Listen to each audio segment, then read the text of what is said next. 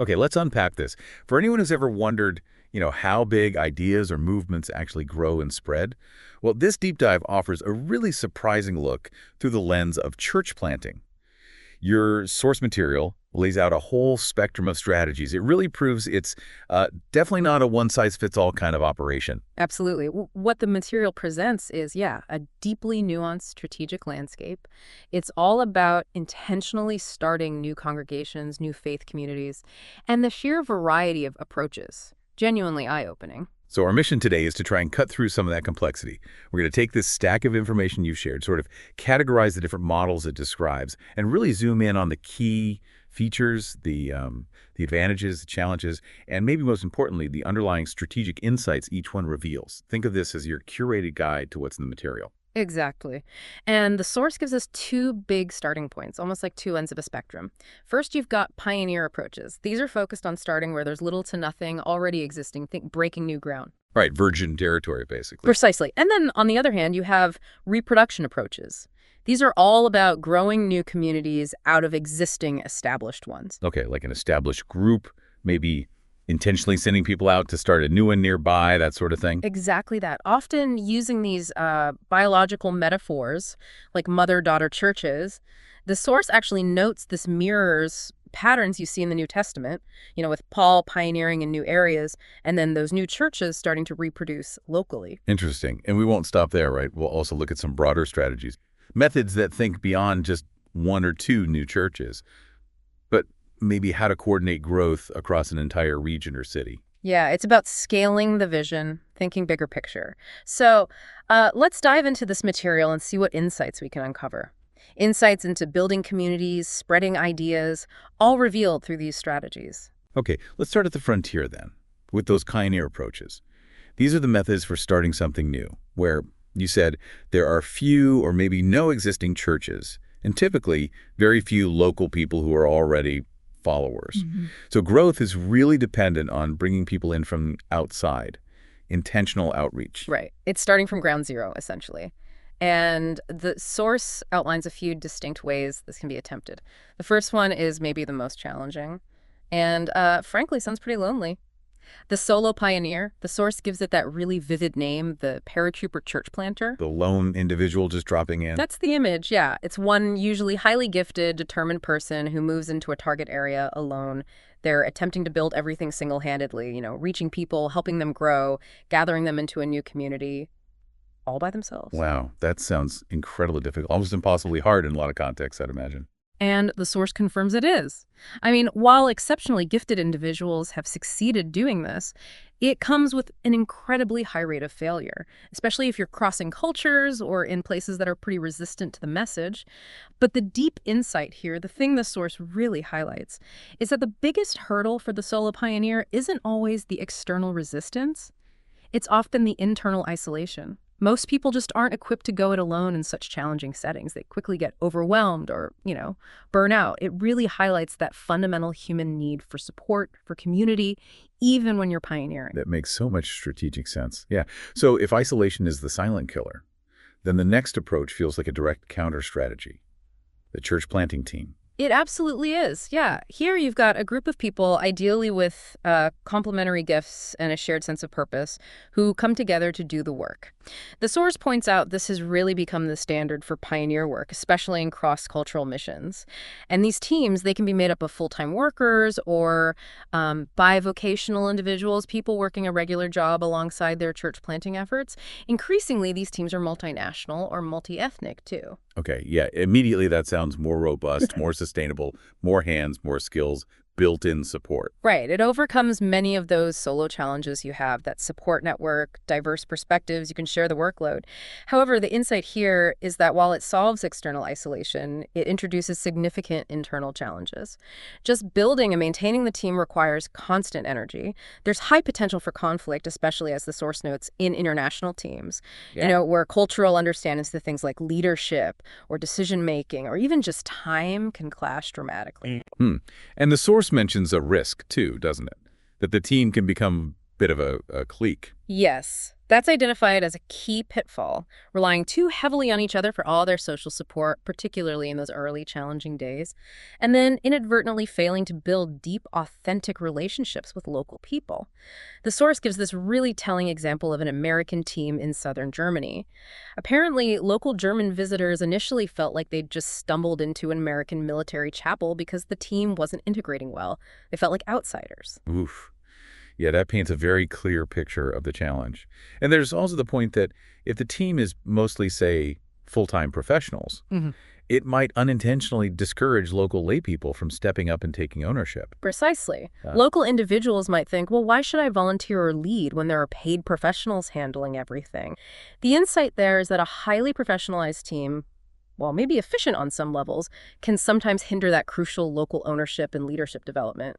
Right. Okay, moving to something even larger, colonization. This sounds less like a few individuals and more like a whole movement of people. It is, yeah. This is where a substantial number of people, often drawn from the same existing church community, relocate together to the target area. They essentially transplant a ready-made core group. The source describes this as one of the most consistently successful methods where it's actually been tried, simply because you're starting with significant critical mass right away. So the initial community is just already there, built in from day one. Exactly. However, the deep insight, and probably the reason it's pretty seldom practiced, despite its effectiveness, is the sheer cost. Relocating involves enormous personal commitment, finding new homes, new jobs, pulling up roots completely.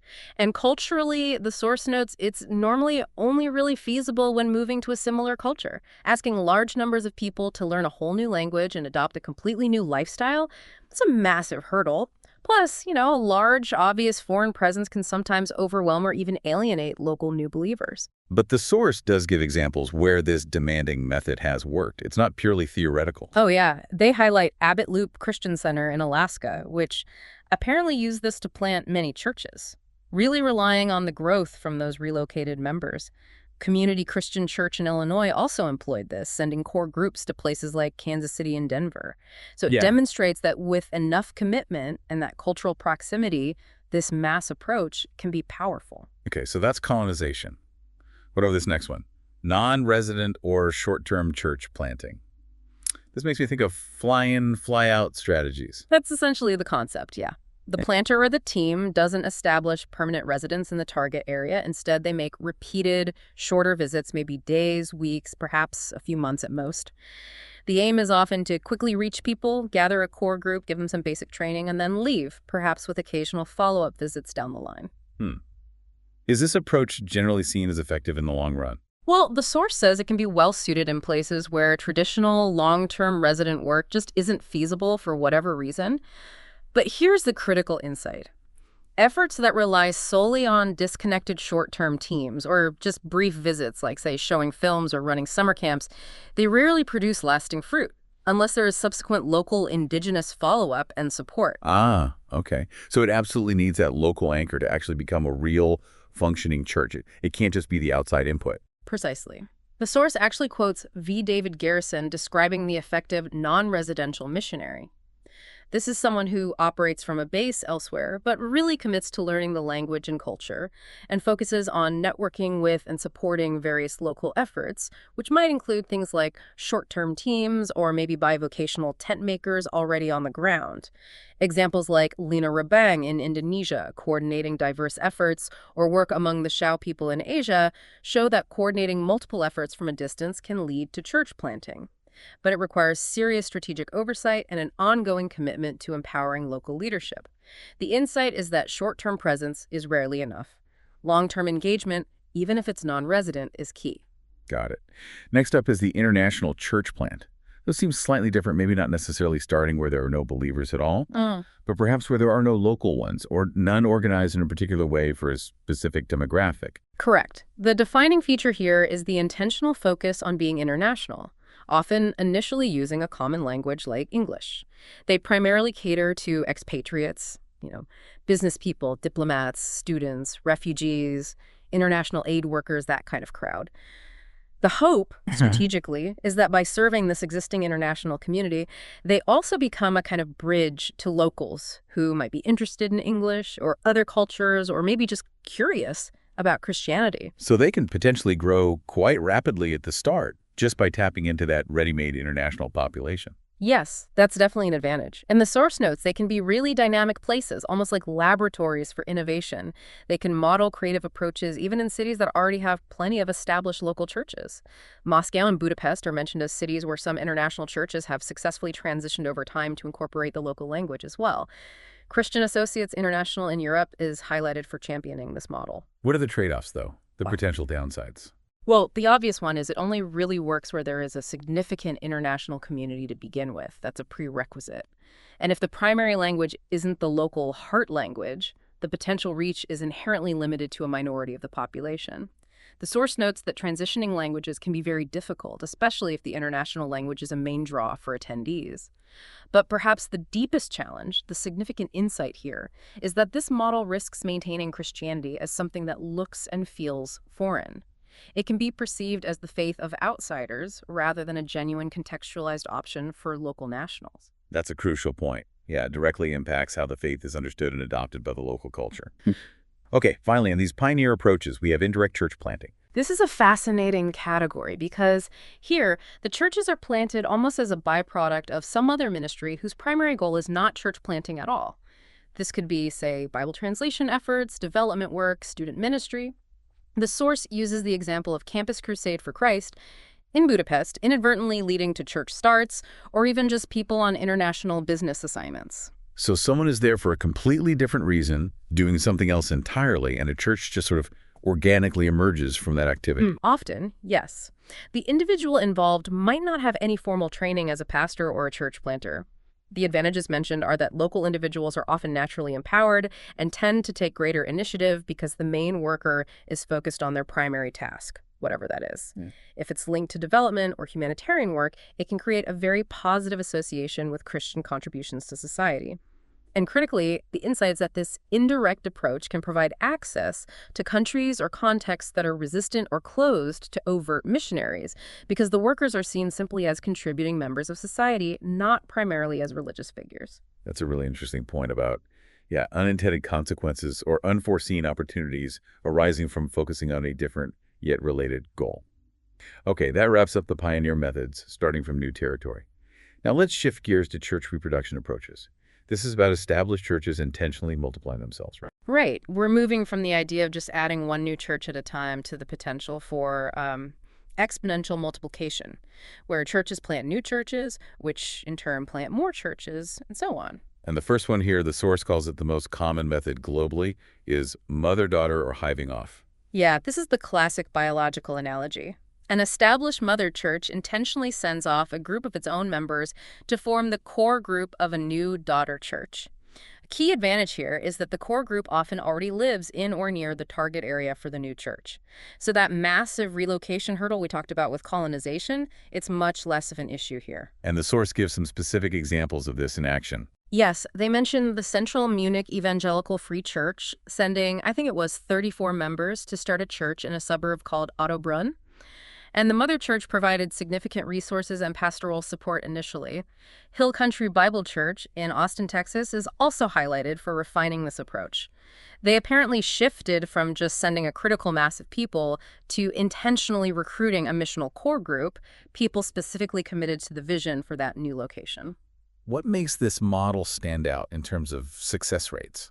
Well, the source notes generally higher survival and growth rates compared to most pioneer plants. Yeah. And it makes sense, right? The launch group is larger and already connected. There's built-in support and resources from the mother church, and the whole process can be carefully planned out. They tend to share a common vision. Experienced members provide initial leadership, and importantly, it's easily reproducible. The daughter church can potentially become a mother church herself down the line. And there's a benefit back to the mother church, too, isn't there? It's not just about loss. Absolutely. It forces the mother church to stay active in reaching new people and training new leaders to replace those they sent out. It kind of fights against complacency. It can even lead to a season of accelerated growth for the mother church itself as it mobilizes for the plant. The insight is that giving away some of your best people and resources can actually lead to renewed vitality. But there are potential pitfalls, too. I mean, you are essentially splitting a community, aren't you? There are, definitely. If the mother church is too small to begin with, sending people out could genuinely weaken it. That's a risk. The daughter church also needs to intentionally adapt to its own unique local community, not just try to be a carbon copy of the mother church. There's a risk the mother church becomes overly controlling, or maybe the daughter remains too dependent for too long. Competition could even arise between them, but the source concludes that once a pioneer church has been successfully established in an area, this mother-daughter method is globally considered one of the most effective for achieving multiplication. Okay, clear. Moving on to multi-site or satellite church planting. This feels very modern, doesn't it? It's a huge trend for larger churches today. It certainly is. Like hiving off, new venues or locations are started by sending members from the mother church. But the key difference here is that the new daughter location remains extremely closely tied and fully integrated with the mother church. It doesn't become autonomous. The common slogan you hear is one church, many locations. Right, like a central planet with satellites orbiting it, as the source describes it. Exactly. They typically share a unified vision, a single budget, a common leadership structure, and one governing board. A defining feature is often the use of technology, like video streaming sermons from the senior pastor at the central location to all the satellite sites. This leverages a gifted speaker across multiple venues, but obviously requires infrastructure. What are the strategic benefits of this model? Why is it so popular? Well, an effective core ministry can be consistently reproduced across multiple locations, almost like franchising a successful business model. They leverage the mother church's reputation and brand, and can immediately offer a high level of quality and a wider range of programs by sharing staff and resources across sites. The source also notes it's often used as a strategy for revitalizing or restarting struggling churches, bringing them into the multi-site network. And the downsides. What's the key insight about its limitation, maybe? Well, that very centralization can make the satellite locations less flexible to adapt to the unique nuances of their specific local communities. They might feel a bit generic. Decision-making can become cumbersome with multiple locations involved. It often promotes a highly professionalized, staff-dependent model with significant upfront costs for technology and personnel. But the most critical insight from the source, I think, is this. Because it relies so heavily on a strong central church for leadership, resources, and often the core teaching, the satellites themselves seldom reproduce and plant new satellites or autonomous churches.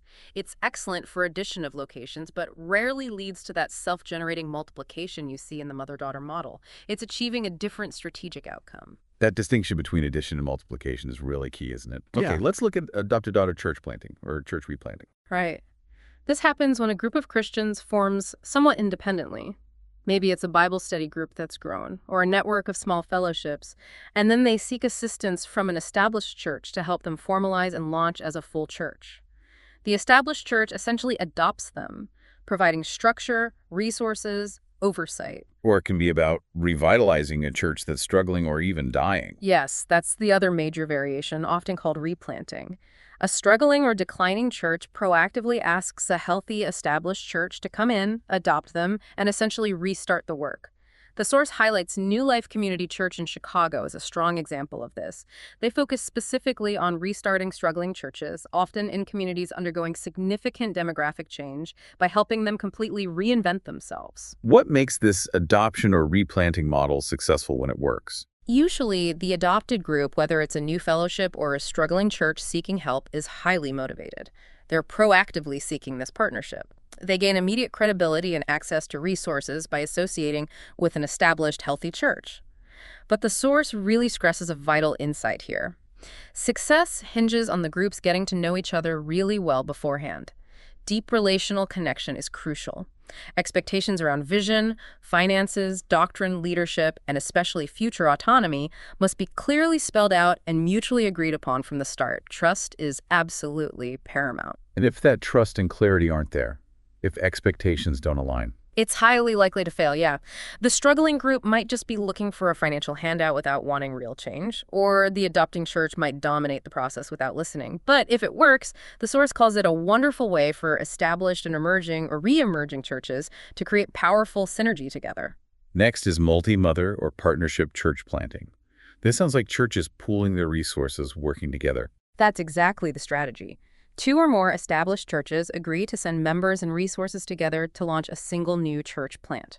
The key advantage and the core insight here is that it makes the initial launch team larger and the financial burden less demanding on any single church. This allows smaller churches, who might not be able to swing a plant on their own, to actively participate in church planting.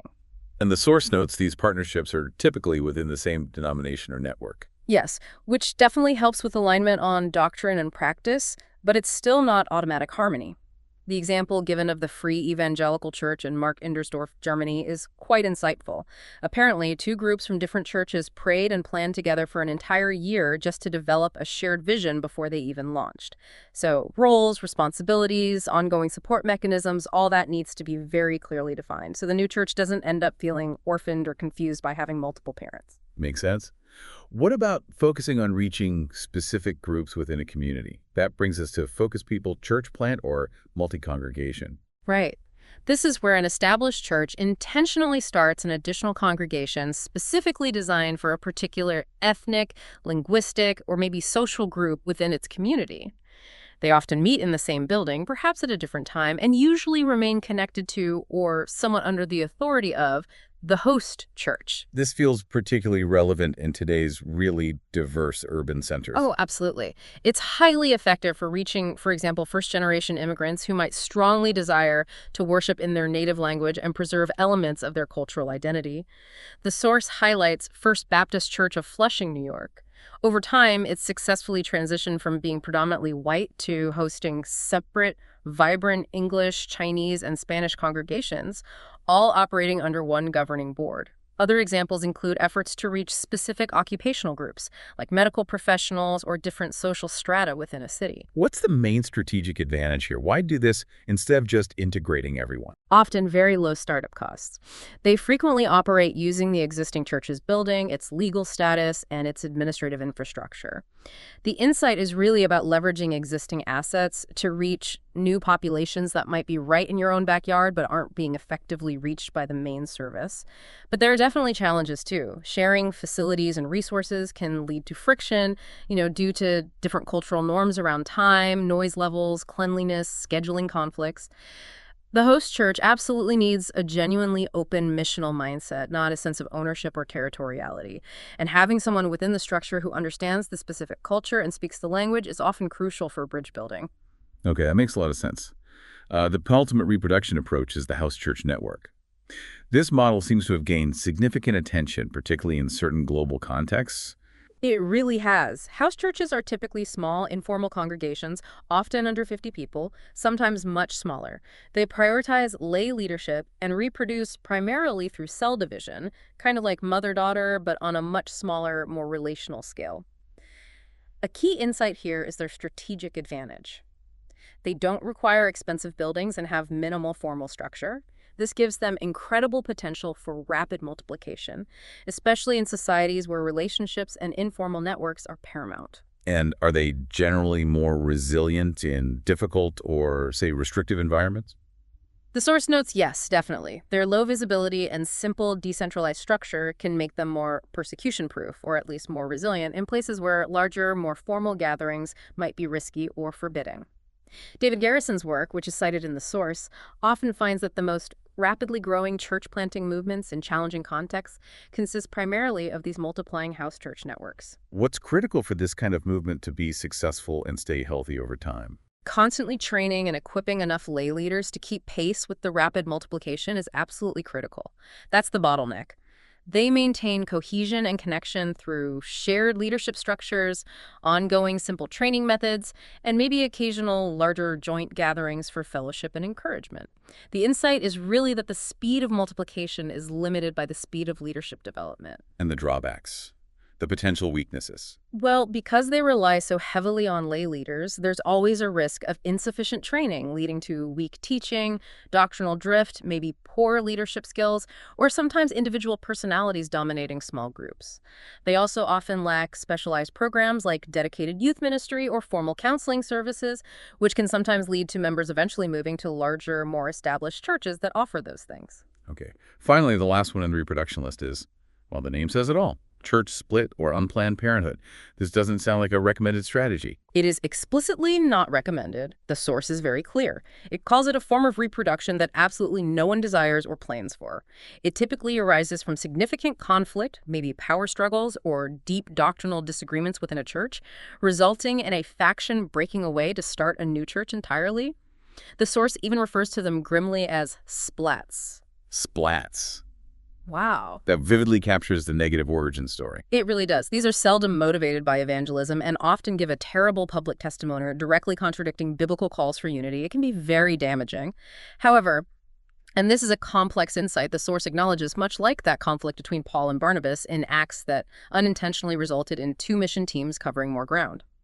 God has, at times, despite the negative origins and the real pain involved, used splits to create new churches that have eventually reached new people. It's a stark reminder, isn't it, that positive outcomes can sometimes, unexpectedly, arise from deeply painful and undesirable situations.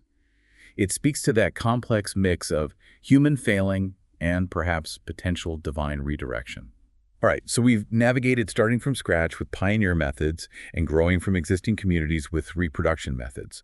Let's zoom out now and look at regional strategies. These are methods focused on planting multiple churches deliberately across a larger geographical area, like a whole city, a county, maybe even a country. Right. It's moving beyond thinking about just a single plant or local reproduction to a broader, longer-term plan for strategic coverage of an area. First in this category is harvest priority church planting. This strategy basically focuses church planting efforts and limited resources on locations where people are currently showing the most openness or responsiveness to the message. The core idea is simple. Go where the harvest is ripe first. Prioritize receptivity. Which seems like simple, good stewardship, right? Yeah. Use limited resources efficiently where they'll likely have the quickest impact. Get some early wins. It's certainly logical on the surface. By starting in more receptive areas, the thinking goes, you establish churches that can potentially grow quickly. These can then later become bases to reach less responsive areas nearby. Trying to start in a highly resistant area first might tie up resources for a very long time with slow, maybe discouraging progress. However, the source raises some important strategic questions, like how accurately can you really measure receptivity? Is it easy to judge? Initial positive response doesn't always translate into deep, lasting commitment or actual sustainable church growth. What about the strategic difference between focusing on, say, urban versus rural areas based purely on current receptivity? Yes, exactly. The source notes that historically, major movements have often spread outwards from key urban centers. Cities are often hubs of influence, so focusing solely on immediate receptivity might mean avoiding influential urban areas if they happen to be less initially responsive right now. And that could actually be less strategic for long-term, widespread regional impact compared to establishing a foothold in a key city, even if it's harder initially. The insight is that prioritizing immediate response can sometimes conflict with prioritizing long-term strategic influence. Okay, so then the strategic beachhead church planting approach seems to be the alternative, or perhaps even the opposite in some cases. It is, in many ways. This approach is about intentionally establishing churches or teams in key strategic locations. Think major political centers, commercial hubs, university towns, major transportation crossroads. The focus is squarely on strategically influential cities or towns, places from which influence and the gospel message can potentially spread outwards into a broader region. The source highlights this pattern in Paul's missionary journeys in the New Testament, focusing on key cities like Corinth, Ephesus, and Rome. So this would be prioritizing those influence points or access points over immediate receptivity. Those two things don't happen to coincide in a particular place. Exactly. The strategic aim is that broader regional impact may be less concentrated initially in just one receptive area. And if you choose currently unreached locations as your beachheads, it focuses energy precisely where the spiritual need is greatest, regardless of the current ease of ministry there. The main drawback seems pretty clear, though. You could end up spreading your resources very thin, couldn't you? That's the significant challenge, yes. Teams and fledgling churches started this way can be quite geographically separated, limiting opportunities for mutual support, shared training, and synergy between them. The source describes this as potentially a shotgun approach, risking a scattering of isolated, maybe weak churches, and potentially significant discouragement if progress feels slow and lonely in those key but perhaps resistant locations. Which leads directly into the cluster church planting approach, which sounds like it's specifically designed to counter that isolation problem. It is, precisely. The core strategy here is to plant multiple churches, But within a limited geographical area, like a single metropolitan region or a specific county, the teams and the new churches are deliberately located in close proximity to one another. They're clustered together. This sounds like it directly addresses that drawback of the scattered beachhead method. Proximity matters. It absolutely does. Proximity is the key strategic insight here. It allows the church planters and the new churches to meet regularly for mutual encouragement, for shared learning and training, for common celebrations, and even for actively assisting one another in evangelism and ministry projects within the cluster.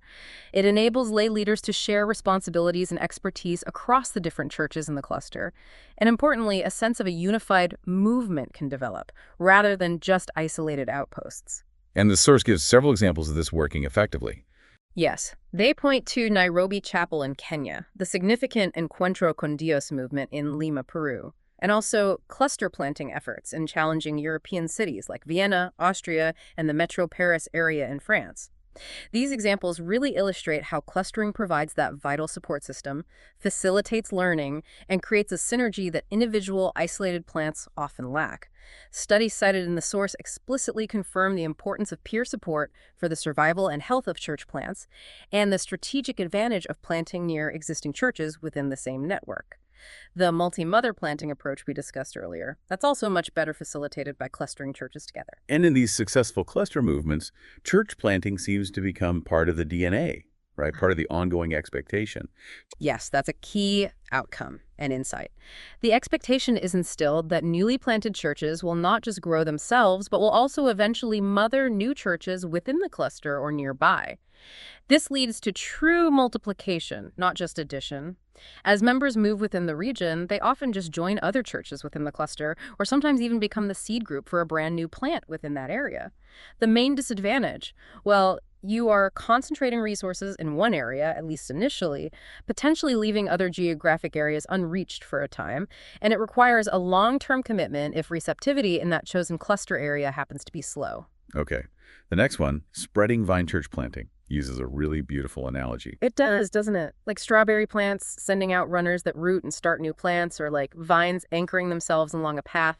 This strategy involves planting churches consecutively, one following the next, often along significant geographical routes like major highways, rivers, or canals.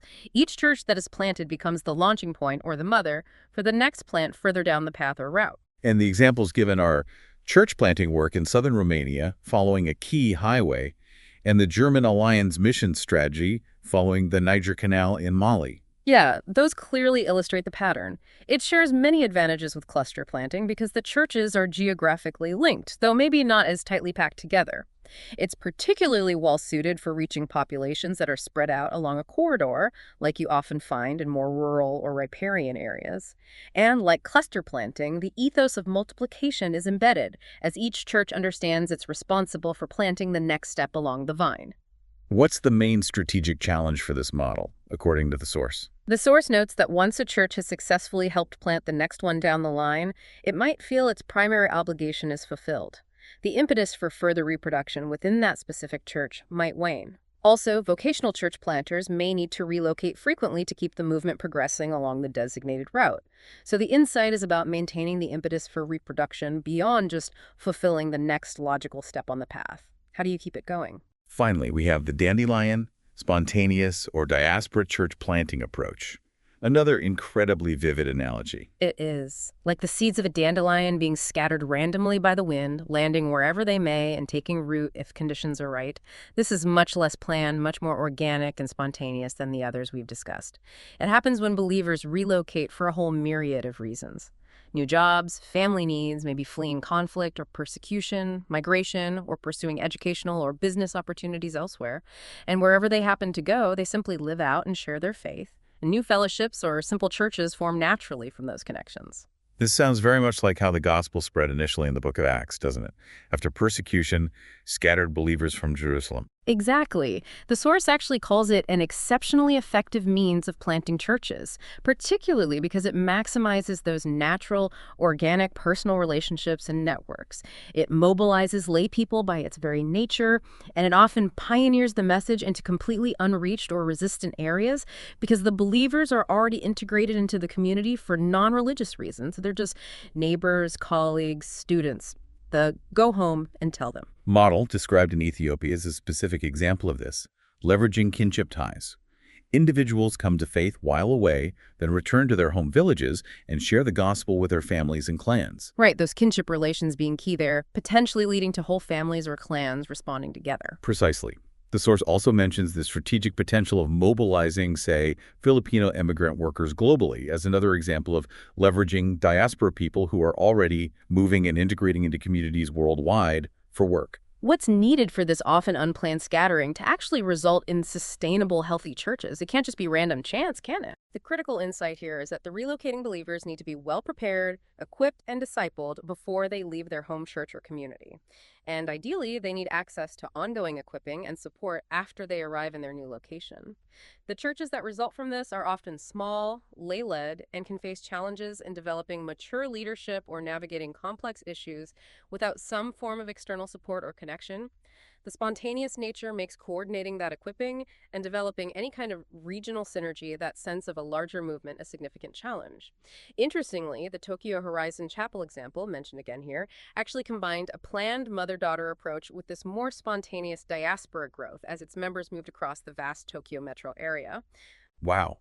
That truly is an incredible range of different approaches. I mean, from the single paratrooper dropping into isolation, to large numbers relocating together as colonizers, to established churches hiving off daughters or creating satellites, to organic house church networks, and even those unpredictable, often painful splats. Then scaling up to these regional plans like chasing the harvest, establishing beachheads, forming clusters, following the vine, or scattering like dandelion seeds. It's quite a landscape. It really does paint a picture of the immense intentionality, but also the adaptability and the strategic thinking involved in building and expanding communities of faith. We've seen models focus squarely on breaking ground in new territory, others focused on multiplying from existing foundations, and still others coordinating growth across entire regions. And the source makes it abundantly clear throughout, doesn't it? There's no single best way, no silver bullet. Precisely. The most effective approach is deeply, deeply dependent on the specific context. The cultural landscape, the level of receptivity or resistance, the existing spiritual environment, as well as the unique gifts and capacities of the people involved and the resources they actually have available. The examples we touched on from Germany, Romania, Peru, New York, Japan, and others, they vividly illustrate how these diverse strategies play out very differently in wildly varied settings around the world. Yeah. Understanding these varied models from your source material gives us such a richer picture of the thought, the effort, and crucially, the adaptation required in building and expanding communities of belief, whatever form they might take. It really transforms the idea from just a simple action planting a church into a complex, dynamic strategic challenge, doesn't it? It really does.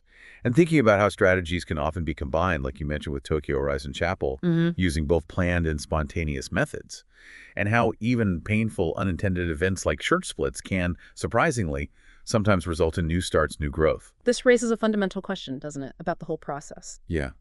What is all of this complexity, this mix of deliberate planning and spontaneous emergence, of success and failure, of intention and accident? What does it tell us about the very nature of growth itself? It seems to require not just careful strategy and resource allocation, but also maybe a radical flexibility, and perhaps an openness to unpredictable forces, things you can't entirely control. That's certainly something to ponder as you reflect on this deep dive.